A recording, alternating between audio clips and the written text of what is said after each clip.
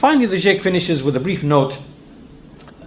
If someone comes and says, well, how come in the Sunnah there are ahadith which are, many ahadith which are mawdu'ah, they are fabricated, or da'ifa, they are weak. How can this be if you are saying that the Messenger conveyed his message in the most perfect of ways, and yet we have with us all of these fabricated, weak narrations and we can't see? So the Shaykh says the answer to that is that Allah Azza wa Jal, in this Ummah, He prepared whom He prepared from the leading scholars of the Muslims after the Sahaba, those scholars who expended great efforts, their time and their effort in explaining the authentic from the inauthentic. So Allah established scholars in this Ummah to perform this task of separating that which is established and authentic and truthful from that which is a lie and false and which is fabricated, or that which is unreliable. So the scholars, as we know, this is something that no other prior nation has ever had this. No recipients of any book in the past has ever had what the people of Islam have, which is the isnad, which is the chain of narration and verifying of reports in a rigid scientific manner.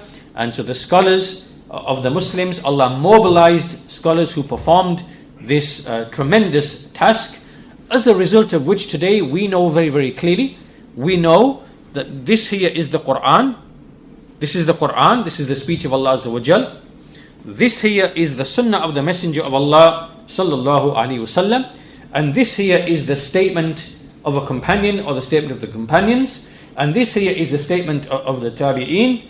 We know this rigorously, as Muslims, about what Allah has revealed and the Messenger's Sunnah, and then the speech of the Sahaba. We can make all that distinction.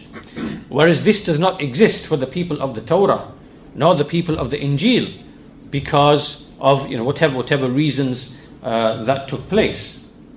So absolutely, this is the first thing, that Allah mobilized these scholars. Hada wajh, this is one angle.